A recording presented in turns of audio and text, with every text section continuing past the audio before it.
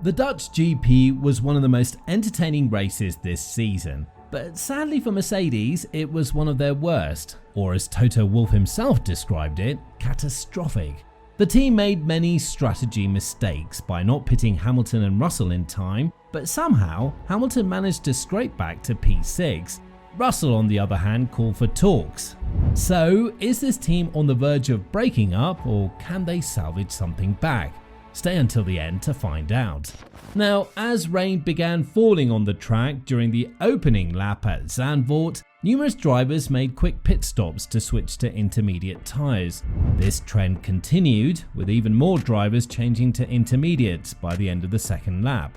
However, Lewis Hamilton, who had initially started on medium tyres, remained on the track until the end of lap 3. By that point, he had dropped to a lower position in the race. Similarly, George Russell was kept out for an additional lap before Mercedes finally decided to bring him in for a pit stop. Toto Wolff, the leader of the Mercedes team, acknowledged that they made severe errors in their decisions during the race. Initially, they attempted to continue on dry tyres in the rainy conditions, but they eventually had to give up as the drivers were losing a significant amount of time with each lap. Both Lewis Hamilton and George Russell faced setbacks, falling to the back of the field. From there, their focus shifted to recovery.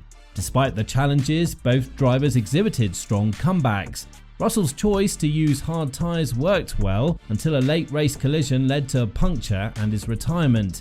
Hamilton finished in 6th place, closely pursuing Carlos Sainz's Ferrari. Wolff admitted their mistake, saying, "I think we stayed out catastrophically too long. We got it completely wrong, and that's annoying because the car had really good pace, and then from there on was just recovering as good as we could. I'd rather have good pace, a fast race car, and a mediocre result, even if it hurts." We saw at the end on the Inter, George had Max Verstappen's pace, and Lewis was very strong behind Sainz. He could have been much further ahead, but it's still bittersweet because the result is just really bad. It's what could have been, but that doesn't count in this sport. Well, he also mentioned their preference for a strong car and a modest result, rather than the opposite. Wolff highlighted that both Russell and Hamilton displayed noteworthy performance towards the end, showing pace comparable to Max Verstappen's. Despite this though, the overall result was disappointing. Toto Wolff has pledged to conduct a comprehensive review after a disappointing performance by the Mercedes team. Known for their policy of not assigning blame, Wolff made it clear that no individual or group would be held accountable for the errors that occurred. He emphasized that the entire team, including himself, had not met the expected standards. The review will carefully assess the situation. Wolff stressed that the issues weren't caused by a single person or department. He mentioned that the breakdown could be attributed to communication problems between the driver, pit wall, strategy team, and even factors like weather forecasts. He admitted that the decision-making process was below par for everyone involved, himself included. Wolff expressed that it's important for the team to acknowledge their shortcomings and learn from them. He used the analogy that when something hurts, it leaves a lasting impact, highlighting the team's commitment to improving. On the other hand, George Russell is seeking discussions with his team after the disaster during the Dutch Grand Prix. Russell, who had qualified in 3rd place, experienced a challenging race due to unexpected heavy rain. The team's decision to delay changing his tyres despite the adverse weather backfired. Russell was brought into the pits on the 4th lap following his teammate Lewis Hamilton. However, they managed to regain positions before the race was stopped due to heavy rain, with only 8 laps remaining. When the conditions improved and the race restarted, as we mentioned, Lewis Hamilton found himself in 6th place and Russell had moved up to 8th. Unfortunately, a twist of fate struck Russell as he collided with McLaren's Lando Norris at turn 11. This incident added to his challenges during a difficult Dutch Grand Prix weekend, where he ultimately finished 17th and without earning any points. After being forced to return to the pits for a tyre puncture fix, George Russell managed to finish the race but struggled to secure 17th place. Reflecting on the race, he expressed disappointment, stating that the incorrect weather information that they had received played a significant role. He believed that his miscalculation prevented a potential podium finish. Russell emphasized the importance of Mercedes conducting a thorough review of their performance at Circuit Zandvoort. Despite his teammate Lewis Hamilton recovering to 6th place, Russell felt that the team's day went awry due to the misjudged weather conditions. He pointed out that the issue wasn't related to racing or engineering decisions, but rather a mistake in interpreting the weather.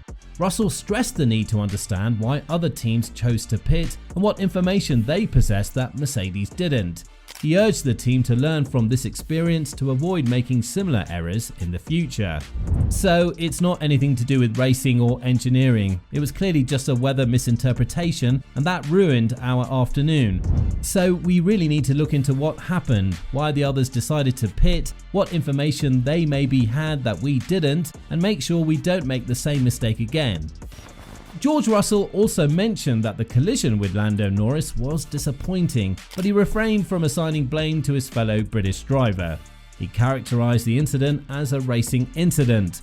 Russell further noted that the weekend presented a missed opportunity, considering the impressive speed of the W14 cars. Then again, Lewis Hamilton believed he had the speed to give Max Verstappen a run for his money if Mercedes had made better strategic choices during the Dutch Grand Prix. Despite starting in 13th place, Hamilton thought he could have challenged the top positions if the team had chosen the right strategies. Although he pressured Carlos Sainz for a higher position, he couldn't overtake him and secure a top 5 finish. Reflecting on the race, Hamilton shared that he felt the team's decisions hindered his performance, but he still had the potential to compete with the leaders. He mentioned that once the conditions became drier, his pace was quite competitive and he could have challenged Max Verstappen. "Today I had the pace in those conditions. If he made the right calls, I could have challenged the top 2. We would have challenged Max, particularly when we got to the dry. Pace-wise, we weren't terribly far off. I'm not saying we would have beat them, but I think we would have been happy. It's still nice if you think that way." Well, despite the setbacks caused by the team's strategy, Hamilton highlighted that he was content with his impressive recovery drive, which he considered one of his best performances of the year. He acknowledged that the team's choices weren't optimal, but he found satisfaction in his ability to fight back through the field. Hamilton expressed his satisfaction with his performance, mentioning that he wasn't certain about how the race would unfold. He shared that he had spent time pondering what went wrong the previous day and how he could improve his position on the grid.